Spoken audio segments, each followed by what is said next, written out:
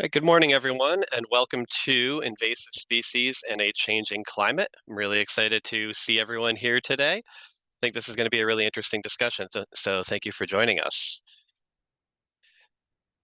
Today we have three speakers. Our main speaker is Eva Colberg. She is a postdoctoral associate with Cornell's New York Invasive Species Research Institute and the Northeast Regional Invasive Species and Climate Change Management Network. I hope you got all that. And then we have, I'm Sean Kittle. I'm in the lower right-hand corner there. I'm the Invasive Species Communications Coordinator for the Adirondack Park Invasive Plant Program. And then to my left there, we have Becca Bernacki. She's our Terrestrial Invasive Species Project Coordinator. When I say our, I mean APIP, the Adirondack Park Invasive Plant Program.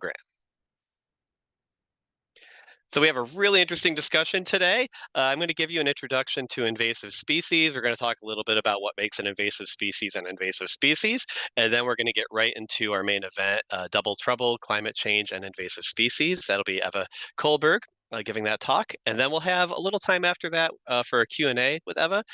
After that, Becca's going to take it away with some Adirondack case studies. She's going to talk about a few invasive species in our region, the Adirondacks, that stand to benefit from a changing climate. Then after that, we'll have a Q&A, and you're welcome to ask any of our presenters any questions that come to mind.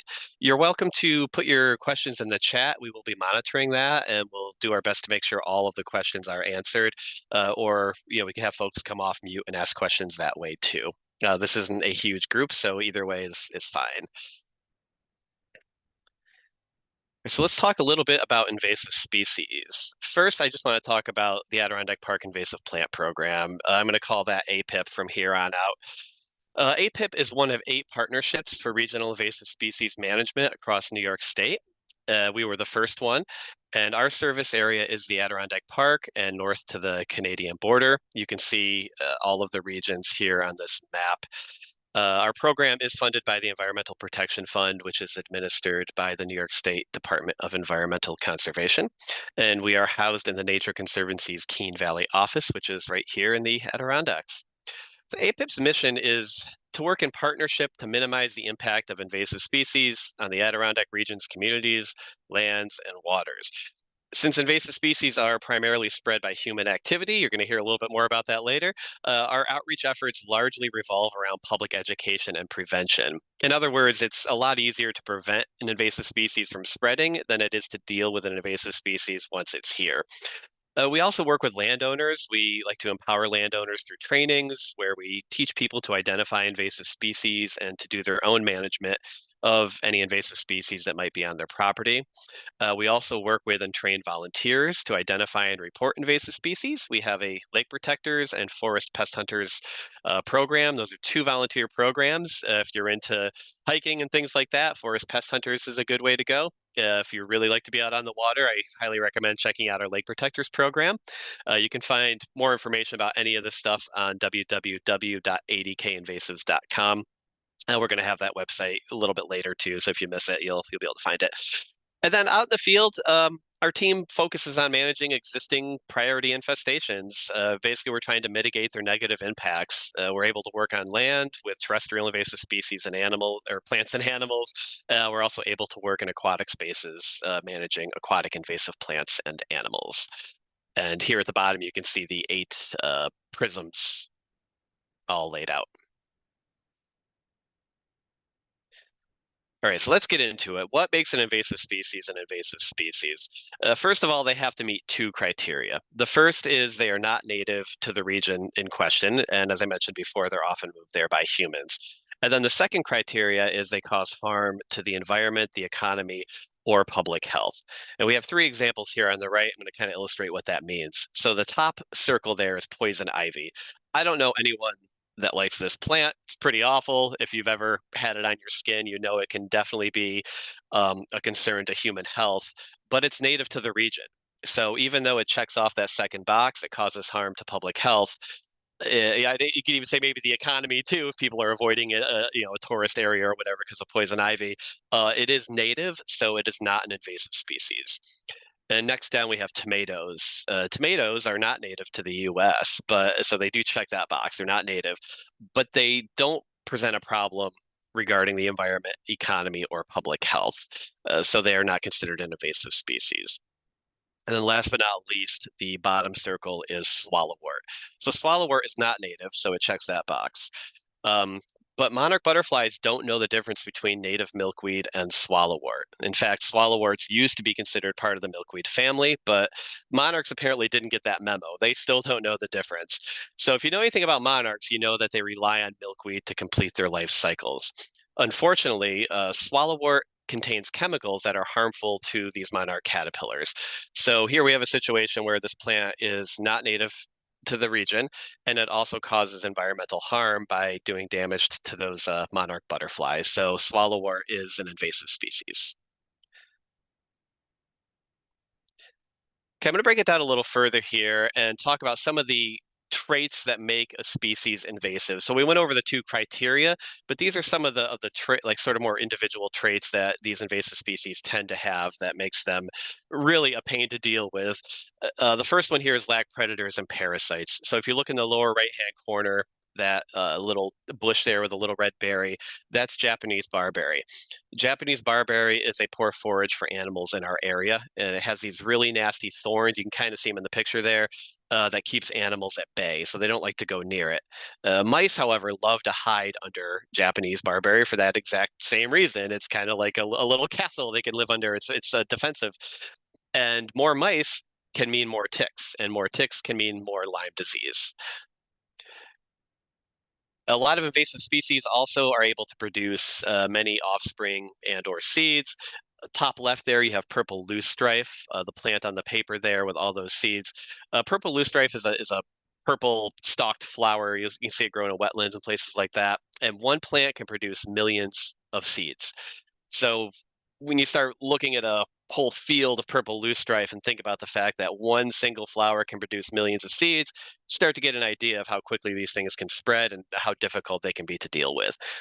Um, Invasive species also can, many of them can also reproduce by multiple means. So top right, that yellow flower is a yellow iris. It can reproduce by either producing seeds or through these incredibly fast growing rhizomes, kind of like roots that grow underground and then a new plant pops up. So it has a couple ways it can reproduce.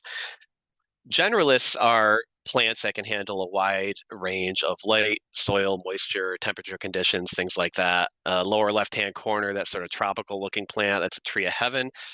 Tree of Heaven is an amazing generalist. It can tolerate a whole range of conditions. And it's also a host species of spotted lanternfly. Spotted lanternfly probably needs no introduction. I'm sure you've heard of it. It's not quite in our region yet, but we're keeping an eye out for it. But, you know, having Tree of Heaven around is kind of like a welcome mat for spotted lanternfly. We don't want either of them. And then lastly, we have monopolized resources. And this is really a more general thing that invasive species tend to do. Once established, they can form a monoculture, which basically means it's one species growing in that area as a monoculture, and they'll hog all the resources in the area and basically make it really difficult for native species to coexist with them. Okay, and lastly, I just want to give you a couple more examples here of negative impacts that invasive species can have on the environment, public health, or the economy. We'll start with the environment in the top right. That is garlic mustard. That plant has completely overtaken the understory here. Garlic mustard has chemicals that prevent other plants from growing around it. So it kills soil fungus that trees need. And as you can see here, it forms a monoculture. So there's very little, if any, biodiversity in this understory thanks to garlic mustard. It's, from what we can tell from the picture, it's all garlic mustard. Public health, look in the lower left-hand corner. If you've ever had poison ivy, you probably kind of recognize this. This is from wild parsnip or giant hogweed. They contain a sap. If you get the sap on your skin and then that gets exposed to sunlight, it causes these horrendous burns. You can see here this poor guy got on his skin. So that's definitely a human health concern. And then lower right-hand corner, we have invasive knotweeds. Becca's going to talk a little bit more about invasive knotweeds later, but the one thing I want to point out is the economic impact here. As you can see in this picture, these knotweeds can completely take over roadsides. They can consume signs, guardrails, rights of way. It's a huge problem for transportation professionals to keep up with this. They have to spend a lot of time and money just keeping it at bay. And if you look at this picture, you can see how this plant can affect lines of sight as you're driving down the road. If there's an emergency and someone needs to pull over, that side of the road there is completely overtaken by this plant. So there's definitely some hazards and concerns that this plant can cause. All right, so next we're going to hear from Eva Colberg. Thank you all for listening. And Eva, whenever you're ready, I'll give you control. All right. Okay. There you go. Well, thank you so much, Sean. I think that gives us a good understanding of what invasive species are. And I'm going to talk a little bit about how climate change affects them, affects their impacts, their spread, and also the management of invasive species. And this is part of a project that is funded by the Northeast Climate Adaptation Science Center, the Northeast CASC, that's really trying to develop guidelines for the Northeast for invasive species management with the climate in mind. I do want to just take a moment to thank, all the people that I'm working with, other folks at NYISRI, the New York Invasive Species Research Institute, and the Northeast RISCC, the Regional Invasive Species and Climate Change Management Network. And particularly with the RISCC, I want to just take a moment to explain what we do. We're overall trying to reduce the effects of how invasive species and climate change interact. And we do that by bridging research and management. So we try and synthesize and summarize what's happening in the research world relating to invasive species and climate change and translate that to managers, but also encourage conversation between research and management so that we're also, starting to have research that's more informed by what can actually be used on the ground. And so with the RISCC, we put out a lot of other information than what I'm talking about. This is building off of some of what we've already done. And so if you want to find out more about what I'm talking about, I highly recommend you go search for RISCC. You can just Google RISCC with 2 C's. We have things called management challenges, which are short documents delving into some of the ways climate change and invasive species interact. And we also do every other week research summaries that just put something in the research literature into a little bit simpler and more condensed terms so that you don't have to spend your whole day reading. So if you're interested in what I have to say, there's more out there. And this is really all the work that I'm doing is building off of the work that so many other people in the RISCC have done already. But what I'll be talking about today are going to be 3 different topics. I'll be covering climate change in the Northeast and how that manifests, and also then the interactions of climate change and invasive species, and really what that means for management. And then I'll take a little bit of time at the end to go over what we're calling climate smart invasive species management, and what that really means and what that might look like. So just to start with, climate change in the Northeast manifests in several different ways. First of all, it's getting hotter generally. And so this is true year round, but also particularly in different seasons, which has implications for, maybe if things are cold limited and it's just not getting quite as cold or it's not freezing as often, that can actually make it maybe a little bit more amenable to some of those species. Within that, I want to point out particularly that with the Adirondacks, if you've heard Kurt Steger's talk at a previous webinar like this, you may have already heard this, but summers are generally getting warmer and hotter and longer, and winters are getting shorter and also warmer, milder. And so that's coming from data in the Adirondacks, but the same holds true for the rest of the Northeast. So our seasons are shifting. We're also seeing changes in the precipitation that occurs in the Northeast. Generally, overall, year-round, it's getting wetter. But we're also seeing more extreme events. So we're seeing changes in the rainfall. This is a map just showing the increases in heavy rainfall across the US, and particularly for the Northeast. Starting in about the late 1950s, we start to see just a steady trend of increasing extreme rainfall events through to present day, or at least when this was made. But rainfall isn't the only extreme event that's occurring with more frequency in the Northeast. We're also seeing more droughts and more storm events, which can all have implications for both native and invasive species and the people that interface with them.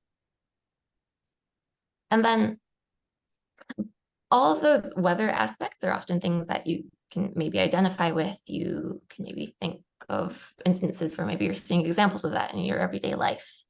But I also want to point out that CO2 levels are also rising. And that's maybe a little less immediately recognizable, but definitely does have implications for some species in particular. And so despite there being yearly fluctuations in overall CO2 levels, we're seeing a pretty steady increase. This is data coming from NOAA lab in New Hampshire, but we're also seeing the same trends generally across the board.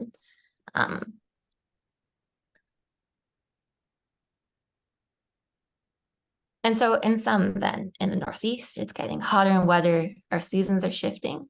We're seeing more frequent extreme events, and they're also less predictable. And we're also seeing increases in atmospheric CO2 levels. And all of those have implications for invasive species. And so climate change can affect invasive species, spread, establishment, and impacts in several different ways based on these kind of drivers. And so there are going to be overlaps in these, but I'll just give you a few, starting with just where we're seeing different species, as we're seeing changes in temperatures and kind of what those minimums and maximums are. Where different species can exist and persist is going to be changing along with the impacts of some of them. We're also going to see changes of invasive species phenology when they're growing, reproducing, emerging, based on how they're adjusting to those changes in when we're seeing different cold and warm temperatures happening throughout the year. Generally, the competitiveness of invasive species will be affected and often benefited by warmer temperatures, higher CO2 levels, as well as some of the disturbances that happen with extreme events. And that also has implications for the management efficacy and just feasibility of getting out there and treating different invasive species. And so although that image is, indicating a chemical treatment, that also applies for some of how invasives react to other treatment methods as well. And then there's that aspect of extreme events in particular can both exacerbate the effects of invasive species by just stressing out native species, native communities, making it a lot easier for invasive species to get a hold and to have a bigger impact, as well as just often things like storms, extreme rainfall events, and floods can create disturbances that make it easier for invasive species to also be transported and establish. And so all of these are ways in which climate change is affecting invasive species, but there's also an aspect of invasive species can affect how easily both human communities and the beyond human communities can adapt to climate change. So there's this final aspect of invasive species can affect the ecosystem services that help us maybe withstand the effects of climate change a little bit more. And so that's also something to be considered when we're thinking just about overall how climate change and invasives are interacting. And so to go into each of these in a little bit more detail, starting with where species are occurring, calling this altered by geography, but really this just encompasses a lot of changes in where we're seeing different invasive species and where they're actually being invasive and having impacts. So overall, we're seeing shifts in the ranges of invasives northwards. This map is showing just changes in the number of invasive species throughout the US, projected for 2050 based on habitat suitability and climate change effects. And so you can see the Northeast in general is those warmer colors, which are indicating increases. And in fact, we're rather a hotspot for some of the projected increases in invasive species throughout the country. So lucky us, more invaders are going to be able to make it here. So that's going to be something we'll have to think about. But I do want to also mention that native ranges are also being affected by climate change. So on the left, we have a really coarse map of just general forest types throughout the US based on current habitat. But then we also have on the right a bunch of projected different climate models affecting where those forest types will actually be able to persist and do well. And so we're also going to be seeing changes in our native communities, just without even thinking about invasive species before we think about those interactions. The native communities are also going to be undergoing changes that might have implications for both, what we're thinking about when we're trying to conserve or trying to manage for certain species, but also has implications for maybe what might be more susceptible to an added invader on top of maybe suddenly it's a little bit too hot for some of our conifers in some spaces. And within all of that, all these changes in ranges for both native and invasive species, that does start to maybe raise the question of if we're defining invasive species based on them being non-native in addition to their impact, are there spatial and temporal boundaries to what we call native and non-native? And that starts to become a little bit of a murky theoretical area for some, but I think ultimately what we want to be focusing on is really that impact, regardless of origin and historical presence. And so we have this term that we call nuisance neonatives, which are really things that maybe are quasi-native or maybe native just south of us, but are moving northwards. And so they're finding their way into our areas, and they have impacts, or they're going to be having bigger impacts. So southern pine beetle is an example of this. It's already a rather pest species, but as it starts to move northwards and come into our pine areas, it's projected to have impacts on those pine stands here. And those are projected to also increase with just other effects of climate change on the vulnerability of certain pine species. We also have another term in this realm of how climate's affecting where species are and what they're impacting that we call sleeper species. So the Cyrex wood wasp is one example where it's not native to the area, but its impact wasn't, and historically hadn't been very large. But with other impacts of climate change, again, stressing forests and also affecting the, just general ability of the wasp itself, wood wasp itself, to reproduce and become more abundant, we're seeing increases in its impact, or its impact is predicted to increase.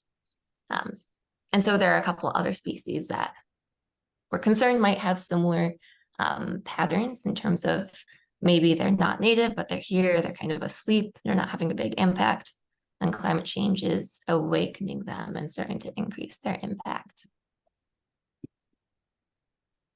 And so all of those are ways in which climate change is just kind of affecting where species are and what their impact is based on kind of where they can exist. But we're also seeing changes in just how they're being transported and where they're coming from with climate change based on how people are adjusting their movements. So one way is that generally, as it's getting warmer and hotter, horticultural demand is going to adjust to that. People might want things that can maybe withstand a little bit more of a drought period, a little bit of a hotter summer. And that's going to change what they're asking for their own home plantings. And the nursery industry already plays quite a role in just spreading species. And if certain potential invaders or current invaders aren't regulated, then that can lead to a lot of introductions that way. We're also seeing changes in global trade routes. So in particular, melting Arctic sea ice is opening up a more direct passage from some Asian ports that have pretty similar climate matches to the conditions in the Northeast, which ends up then meaning that any ships coming and carrying cargo might just have a little bit more likelihood of carrying a potential invasive species that could really become invasive in our area. There's another aspect that you may have heard of in previous webinars with APIP as well, particular to the Adirondacks, or we're thinking about maybe more people moving into the Adirondacks from more urban areas, kind of a climate refuge, and climate migration situation where that movement of people is also going to potentially have implications for invasive species, might be carried along on their cars. They might just, again, increase demand for certain species that maybe we don't necessarily want to encourage in the area. So overall then, climate change is affecting where invasive species can exist and persist and where they're being introduced to. And really the take home from this is that more invasives are expected for the Northeast. And so what that means for management is that we're going to have new species to think about for monitoring, for maybe taking early action towards. And there are also going to be changes in the native communities that we're managing and what we're prioritizing, what's vulnerable, maybe where there are refuge or potential areas where maybe, are the last refuges for some of our natives that might be at the southern ends of their ranges already.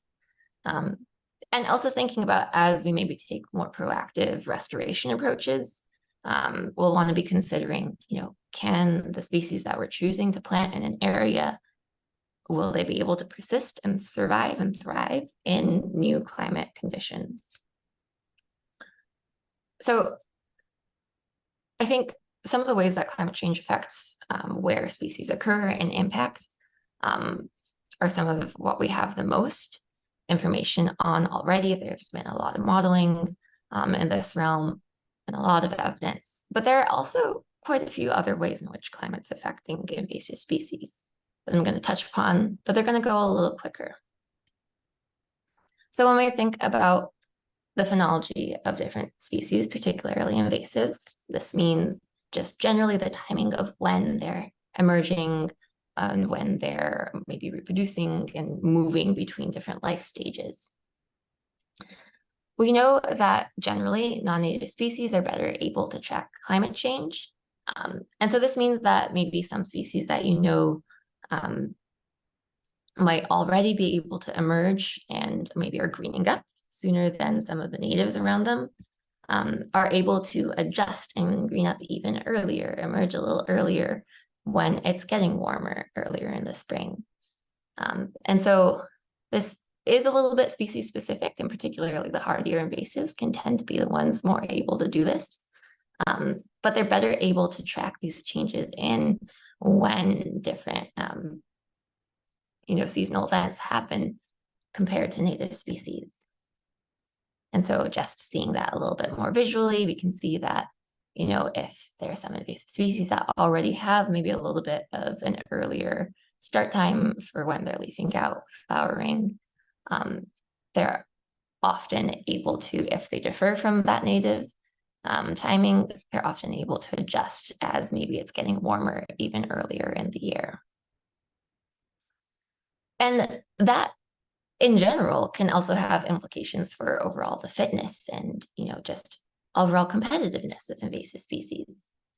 So generally things that are emerging earlier, if they're first things that are green, maybe they have a little bit more time to photosynthesize, to build up their, energy reserves. That can ultimately help them grow bigger, help them do better throughout the rest of the year. And so we see this with quite a few different common invasive species. Barberry, garlic mustard, honeysuckle, buckthorn are all, ones that you might have recognized. And again, they're getting advantages from already greening up sooner. And if they're able to adjust based on how the timing of those temperature changes throughout the year occur, then they can have even more increased advantages. So ultimately, species dependent, admittedly, but different invasive species can be more responsive to warming temperatures, which can then also favor their growth and help them increase in abundance. And so for management, that has implications for both the timing of treatment. Maybe it's actually easier to go out and treat something that's emerged and green before everything else native has come up. there's less chance of having maybe unintended effects of your treatment. But it also then has implications for those species that you aren't able to address, or maybe able to increase in spread with earlier emergence and longer growing seasons. And that already kind of has some implications for the competitiveness of invasive species. But there are a couple other ways that climate change can enhance the competitiveness of some invasives. So generally, plants do better with more CO2. And so this is across the board, both native and non-native. But invasive species, and so this is the red bars here now, the blue bars are the natives, you're actually seeing farther over to the right, and particularly for elevated CO2 conditions and elevated temperature conditions, we're seeing that there is a significant difference between invasive species and natives, with just invasives really having more of a positive response to those higher temperatures and higher CO2 levels.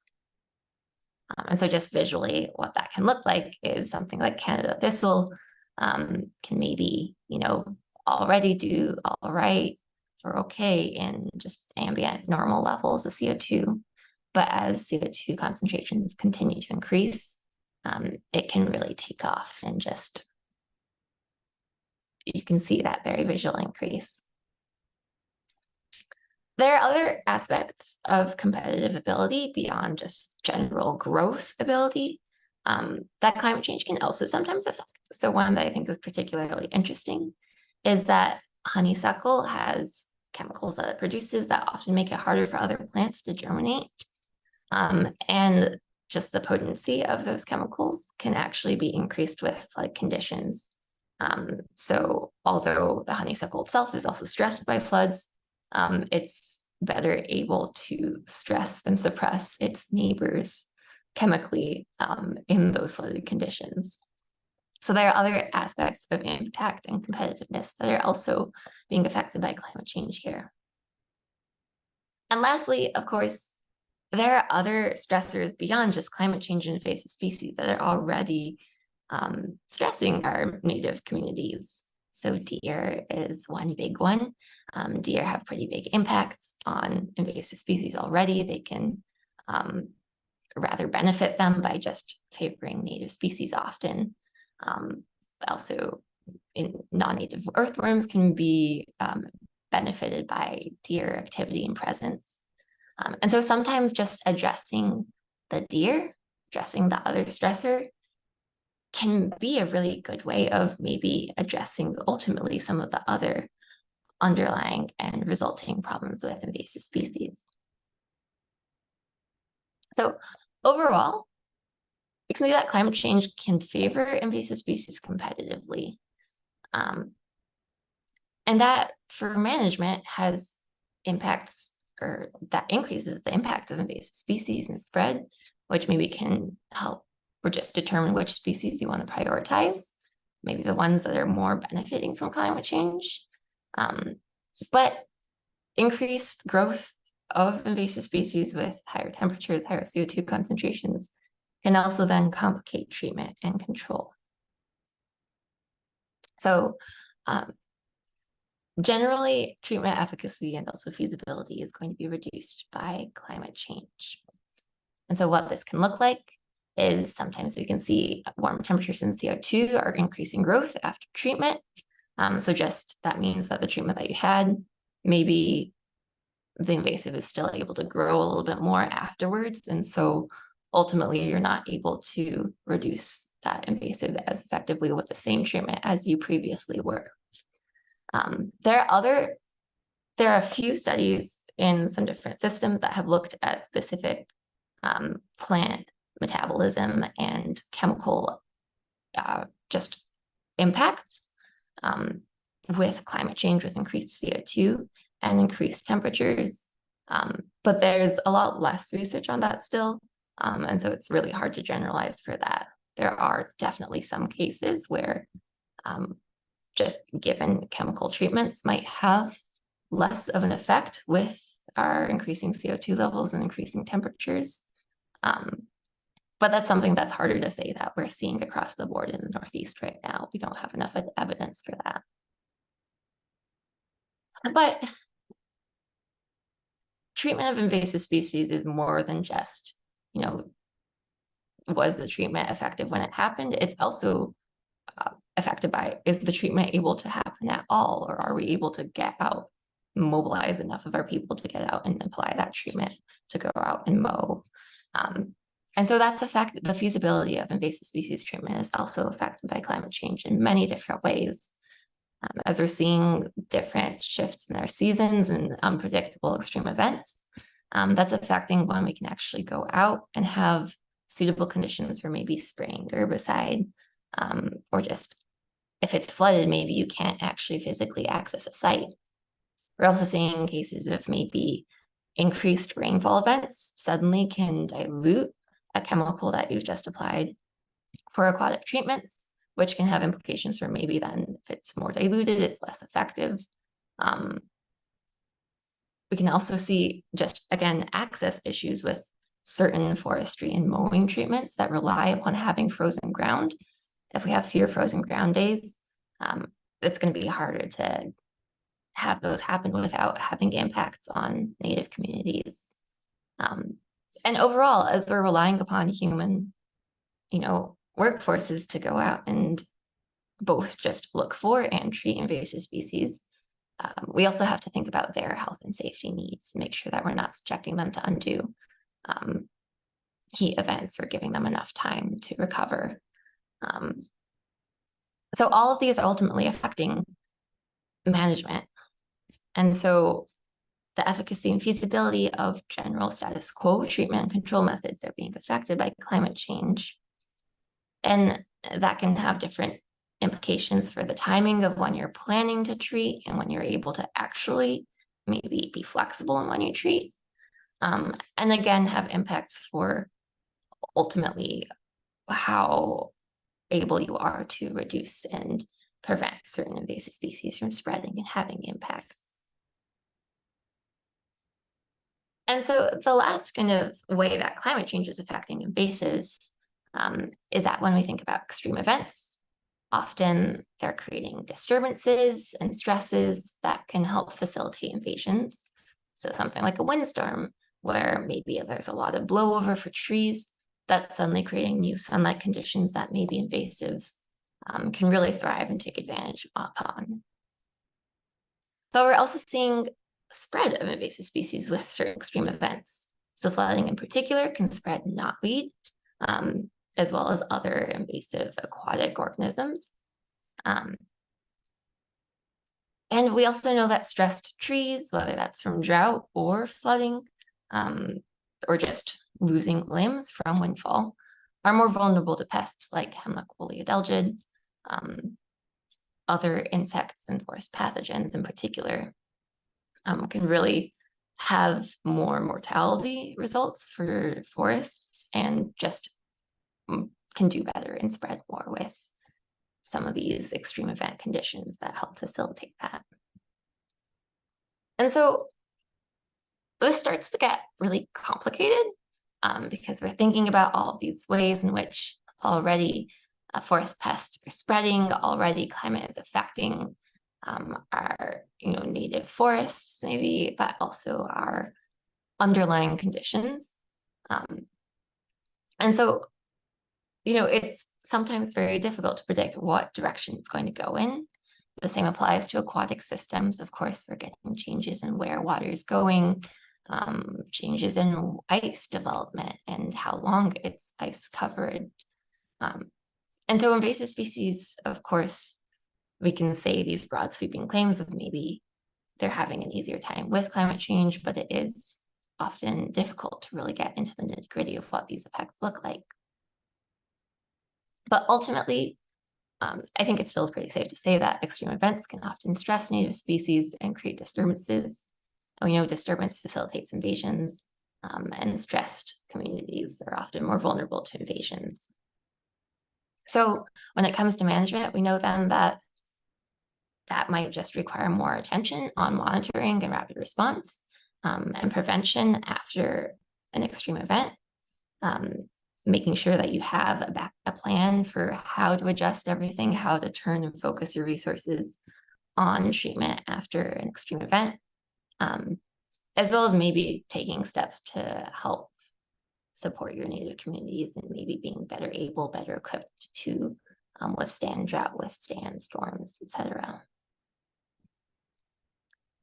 And so again, that last aspect of how climate change and invasive species interact is how ecosystem services that can have climate implications or implications for how we do in the changing climate can be affected by invasions in certain ways.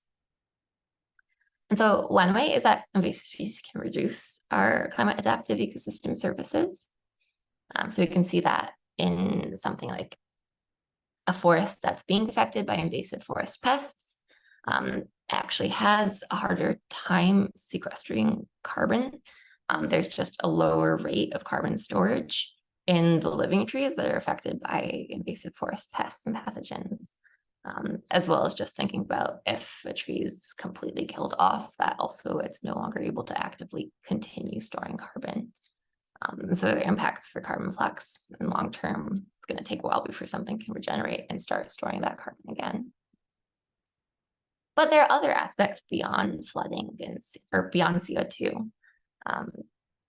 And so flood risk can often be exacerbated by certain invasives that in waterways or in water abutting lands can maybe just reduce and alter stream flow and water flow patterns, which can make flooding a little bit more intense, maybe channel water in different ways. But then there's kind of a flip side, which is that maybe there are ways that invasive species can actually help provide climate adaptive ecosystem services. One proposed way is biofuels. Non-native and invasive taifa cattails do have quite a bit of literature supporting that they can be used as ethanol sources, as well as kind of baseline fuels for microalgae that can also be ethanol sources. And so I want to make sure that we also consider the nuances of maybe there are conditions in which invasive species can help provide some helpful ecosystem services that can ultimately help us withstand the effects of climate change. So ultimately then, invasive species are affecting our capacity to respond and adapt to climate change. And sometimes that can be for the better, but often that can be for the worse. And so that means that for management, just considering what ecosystem services are being affected by certain invasives and certain invaded areas should also be, considered in that prioritization process of choosing what to actually look out for and treat, address. And finally, I want to just say that invasive species management is often a climate smart strategy in and of itself, just because, again, invasives can have impacts on many different ways that we adapt to climate change. So by addressing invasive species, we can often help our native ecosystems be a little bit more resilient, be a little bit better adapted to withstand whatever other changes and stressors occur. So with that in mind, thinking of all the different ways climate change and invasive species interact, then the last thing I want to talk about is just how do we manage for that? And so we're using this term climate smart invasive species management. And I've been asking a lot of managers in formal interviews what that term means to them, because it's not really officially defined anywhere. And I've got a range of responses from I just don't know, and people don't really want to even venture a guess, to some very elaborate and very considered responses of things like just looking at climate change overall and really taking a broad spectrum view of how climate change and invasive species are interacting. Thinking long term, thinking forward to the future to 2050 to 2100, and thinking about the climate effects on that timeline in addition to invasive effects on that timeline. A lot of people raise flexibility as part of being climate smart and mentioning things like adaptive management, just being able to adjust your plans and your actions to the changes in climate change and invasive species interactions that you're seeing. And one response that I got was, again, echoing that sentiment that any invasive species management right now is climate smart, just because of how we know that invasive species and climate change are interacting and exacerbating each other. And so with all that in mind, I think overall we can say then that climate smart invasive species management is considering the interactions of invasive species with climate change, and is really trying to account for those in a flexible and adaptive way. And so just some ways that looks like, and some places, organizations, agencies are already doing many of these actions, but I think it's just important to highlight them and maybe draw how they connect, to have a little bit more of a cohesive outlook and understanding of this.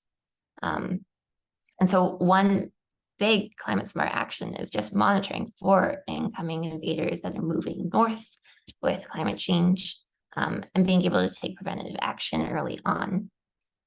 It's going to be an important aspect of climate smart invasive management. That using flexible timelines in our adaptive management will be important. So thinking about if climate change is affecting when certain species are emerging and active, just having the forethought and the flexibility to change maybe on a dime. If something emerges sooner than you predicted, being able to go out and treat it if needed. But sometimes this requires a little bit more forethought, like maybe that's just training your volunteers to identify something a little earlier on in the year than in previous years.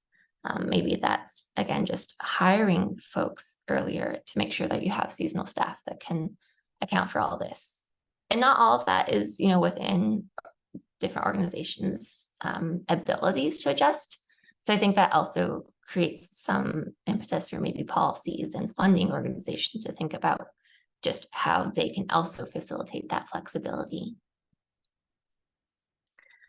We can also think about supporting Native competitiveness in different ways, and whatever way that makes sense for you.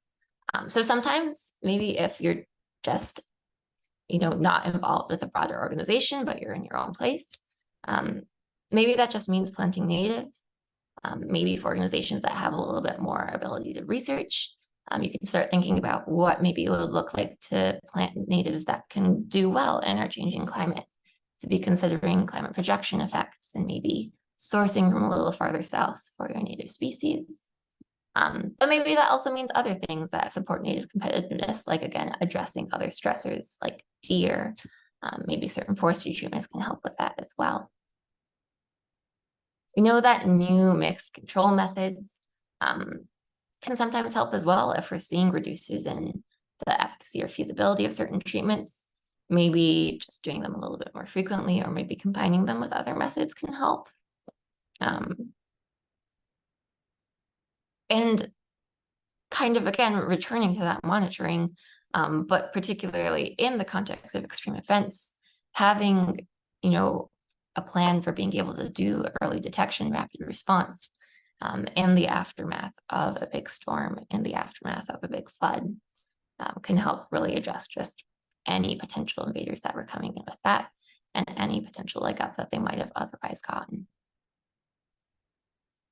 And ultimately, again, thinking about where you're actually prioritizing your efforts, what your target native species are based on what's going to continue to do well. If maybe there are, again, certain species that you have climate essentially refuges, where maybe it's like a north-facing slope that's going to be a little less hot. So maybe it'll still be able to survive and persist, and really just making sure that you keep that as supported as you can. Or maybe that means maybe helping shift the transition to a different forest cover type.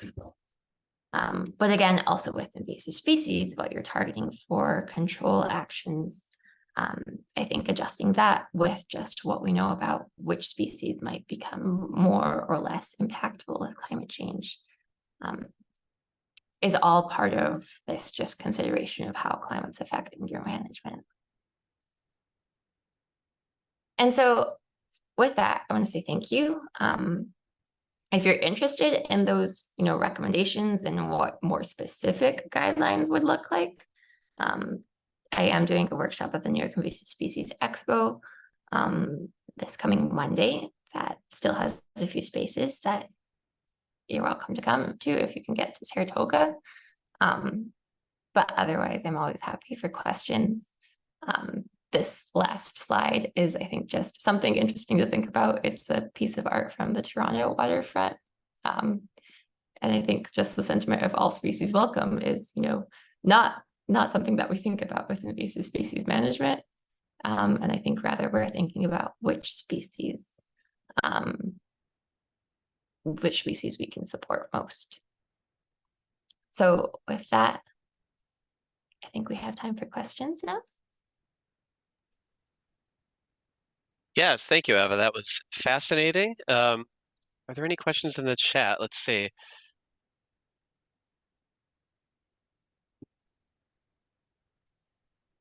I don't see any questions in the chat. Does anyone have any questions for Eva right now? And you're welcome to, hang out until after Becca speaks and ask questions at that point as well. And if you want to just kind of come off mute and ask her, that'd be great. Or you can type a question in the chat if you're not comfortable with doing that.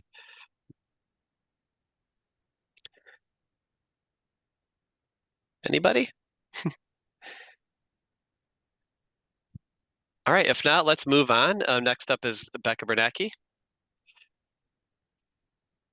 Thanks, Sean, and a big thanks to Eva for that great background and really all-inclusive coverage of these interactions between climate change and invasive species. I'm going to take what Eva talked about and kind of build on it and put it into perspective by talking about 4 case studies or 4 specific species here in the Adirondacks that will be affected by climate change. So the first case study I'm going to talk about is an example of this leaper species. The one that immediately comes to mind for me is wisteria. So what is wisteria? Wisteria is 2 closely related species, Japanese and Chinese wisteria. They're herbaceous perennial vines, and they can grow up to 65 feet into a tree. So you can kind of see all the purple flowers in this background photo. That's actually wisteria in the canopy of a tree. And it can also grow horizontally along the ground.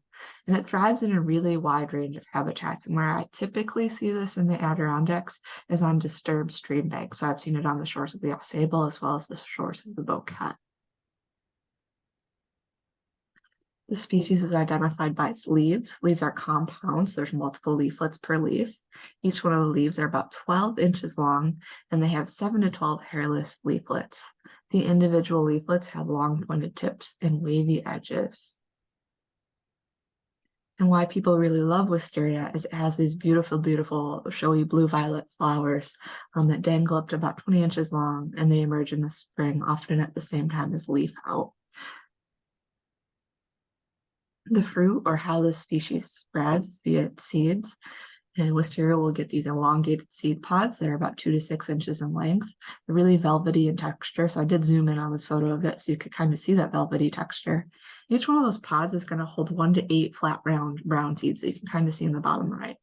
What's pretty interesting about these is these seed pods actually kind of explode explosively and throw those seeds around.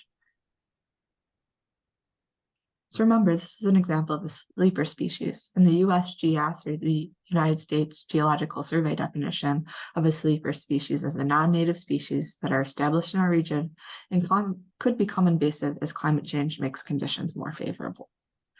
So this species is occasionally encountered in the Adirondacks. Like I said, I've seen it in a few highly disturbed areas, but it's really not forming dense monocultures. It's not growing up into trees. What I really see it as kind of as a ground cover. So it tends to stay small. However, as climate change makes our growing seasons longer, we get warmer temps, we have more disturbance, that could lead to the species becoming highly invasive as we see in other parts of the country. So this is kind of a species to keep our eyes on right now. Our next case study is going to talk about those increased storm events and increased flooding that Eva really talked about, and a species that can stand to benefit a lot from that. And we'll actually talk about what I'm expecting to see in the coming years as a result of the flooding we saw this year is knotweed. So when I talk about knotweed, there are three closely related species: Japanese, giant, and Bohemian. Bohemian is actually a hybrid of Japanese and giant. And all three of these species are very fast-growing herbaceous perennial shrubs. The leaves of this species are going to vary in size between the various species, with giant knotweed leaves being about 12 inches long, Japanese knotweed leaves being about 6 inches long, and the hybrid having leaves in between those two. The leaves are generally going to be alternate on the stem, so not directly across from each other. They're going to be really leathery in texture, and the shape's going to vary a little bit from something more broadly ovate to heart shape based on the species. The real key identifier here for knotweed is going to be the stem. Oftentimes when folks reach out to us, they say, I have this bamboo in my backyard, and I instantly know that they're talking about one of the knotweed species.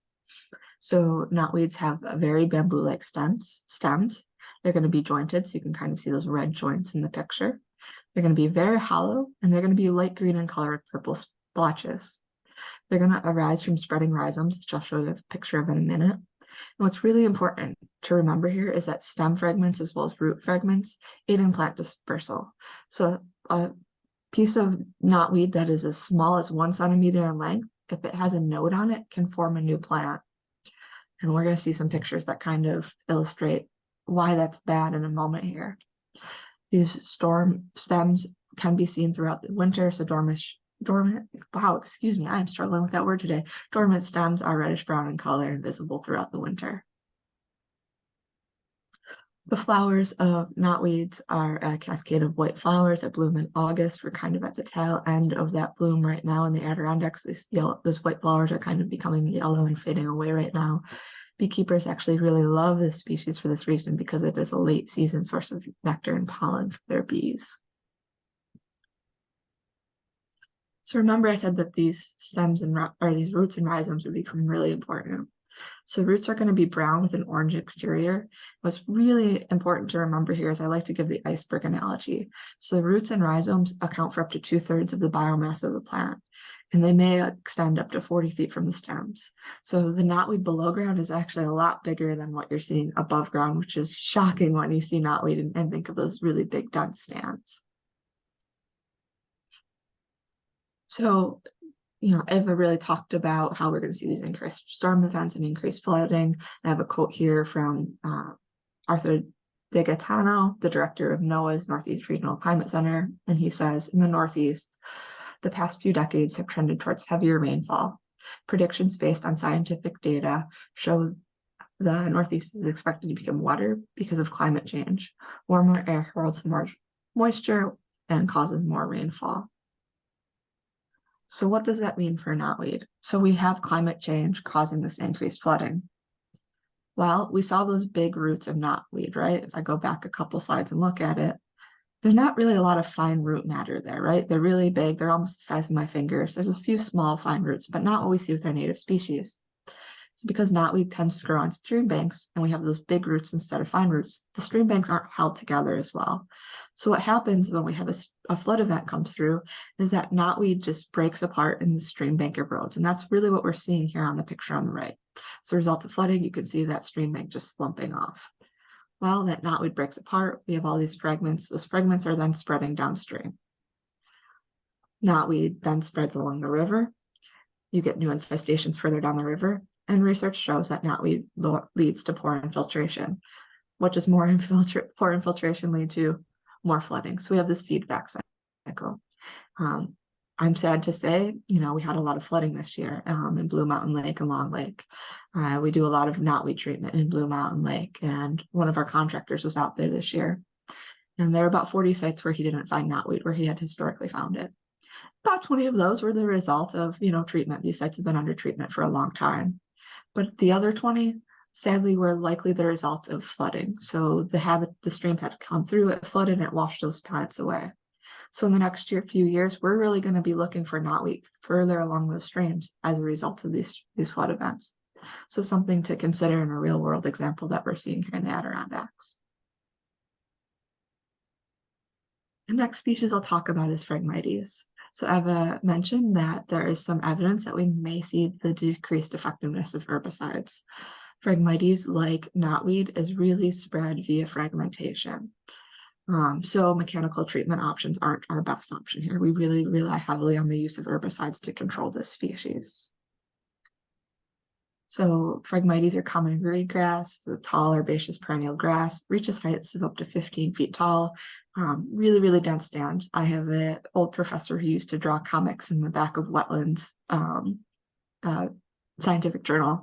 And one of my favorites is, it's just a completely black picture with a little text bubble. And it says, I think it's 100% cover. Because if you go into one of these stands, they're just so dense that you can see nothing but Phragmites. It really thrives in wetlands and degraded streams, disturbed degraded soils. We really see this as a really common roadside invasive species, especially along the Northway here in the Adirondacks.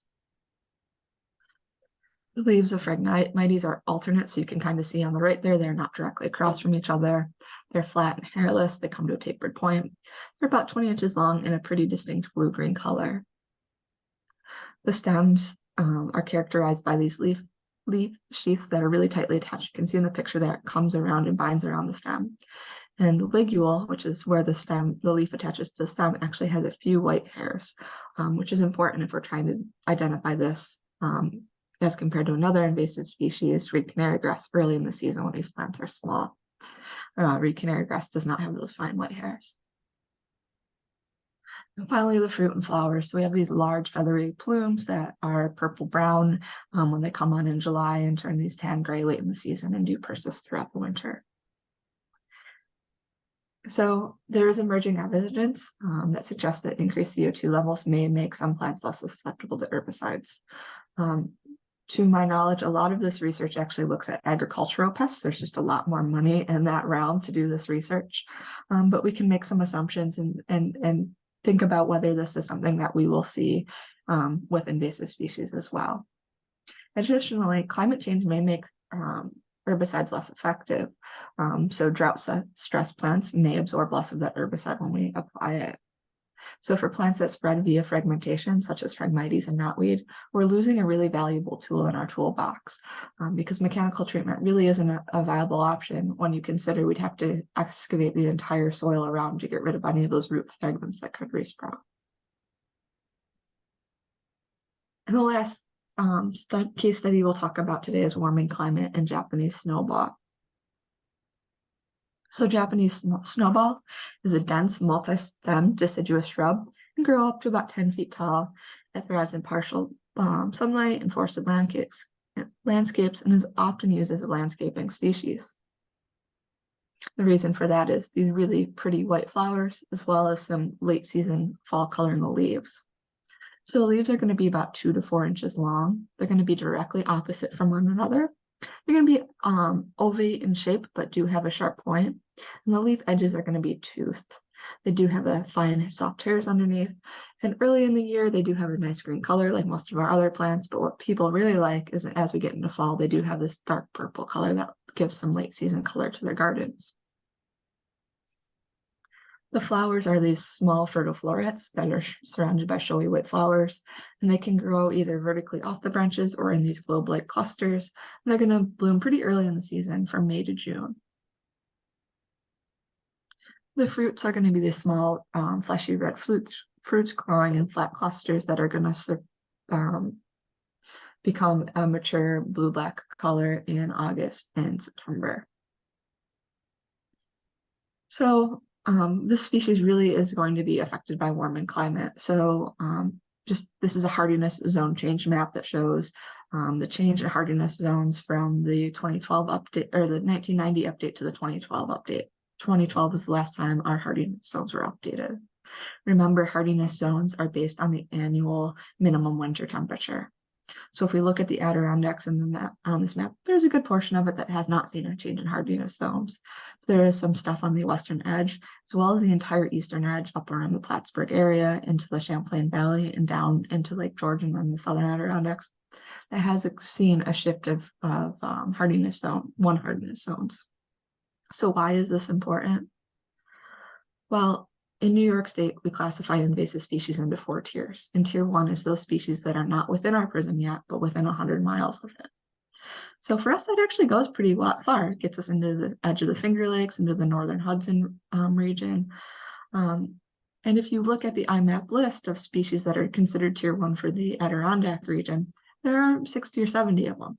But when you really get into it, a lot of them can't survive here yet because their hardiness zone does not exist in the Adirondacks yet. But that's shifting. So in 1990, when the hardiness zone map came out, Japanese snowball couldn't exist here. But now with our new hardiness zones, Japanese snowball can exist and persist within the southern Adirondacks. So we can kind of see how those species can evolve. And not only, are more people likely to plant this because now it will, be able to thrive in their gardens. And it is a pretty plant, but it's more likely to escape once we get it here in our gardens. So Japanese snowball has a hardiness zone of requirement of zone 5 to 7. So that zone is now present in both the southern Adirondacks and the Champlain Valley and expanding as a result of climate change. I'm eagerly awaiting a new hardiness zone map. They tend to only come out every 20 years, and we're only about 10 years in, but you think with climate change, how fast things are changing. So that kind of wraps up our talk on our Adirondack case studies, and I will be happy to take any questions now.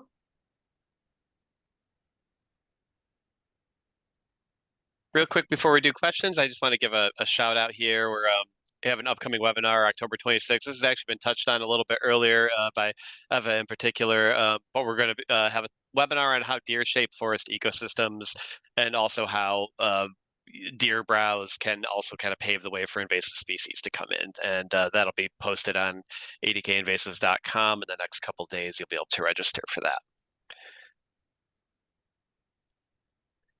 And then I also just want to say we have free outreach materials. You can go online, adkinvasives.com, and you can order these. We have brochures for how to protect your forests, how to protect your waters. We have posters that are kind of larger versions of those brochures. And then we have our new field guide to terrestrial invasive species of the Adirondacks that came out a little less than a year ago. It's been really popular, but it's a field guide to, I believe it's 28 or 30 invasive species that you can find in the Adirondacks. And just go online, you can order those. They're completely free, and we'll get them in the mail for you. And Becca, we did have one interesting comment here. It says, I see the current spread of knotweed in the Adirondacks to be primarily from fill that is spread for new septic systems, lakefront cottage construction / landscaping, and road repair fill. This plant seems to really be on the move. Yeah, unfortunately, one of the big ways we do see invasive species move, especially those that spread via fragmentation, is in fill. These things thrive in disturbed areas. These fill piles are highly disturbed. And, once they get into that soil, it's so easy to spread them. I think, when I think about soil, I think about our first instance of Japanese stiltgrass here in the Adirondacks. What had happened in that circumstance is someone was building a house. A contractor had likely parked a trailer in an area, and they likely came from an area south of us where that species was prevalent. It started off at the top of the hill and just kind of spread down the hill with the rainwater. It's really easy to spread invasive species, and that really wasn't the focus of our talk today, but you bring up a fantastic point that we do need to be careful with the soil and fill we are moving around. On that note, shameless plug here, we do have a BMP document for the transport of soil and fill on our website. And maybe Sean can pop that in chat if he has a second here while we're chatting. Yes, I can. I need to find it though. So I do see that Ev has a question about anything to report on our screen test to kill Japanese knotweed. So one of our colleagues, Zach Simic, is actually doing an experiment where he's looking at different types of herbicide to treat Japanese knotweed because there are some laws that are changing with regard to glyphosate. And he's also investigating a mechanical control type where the Japanese knotweed is cut to the surface of the ground, and then we put hardware cloth over top of it. And the hope is that as the Japanese knotweed grows through it, it will girdle the plants before they can get too big and eventually kill off the rhizomes that way. Zach was actually out, I want to say last Thursday, gathering his data for the season. So I have not had a chance to touch base with him yet to see, what he found after 1 year of treatment with that. Does anyone else have any questions? You're welcome to come off chat or put them into, or come off mute or put them in the chat. And Sean And did just, yeah, that's in there. Sorry. yeah, Sean did just drop that fact sheet into the chat. Well, if we have nothing else, I really want to thank Eva for her time today. I learned a lot, and it was a great holistic review of, you know, the interactions between invasive species and climate change. And I want to thank, you know, everyone who joined us today to learn and share the knowledge about invasive species and climate change.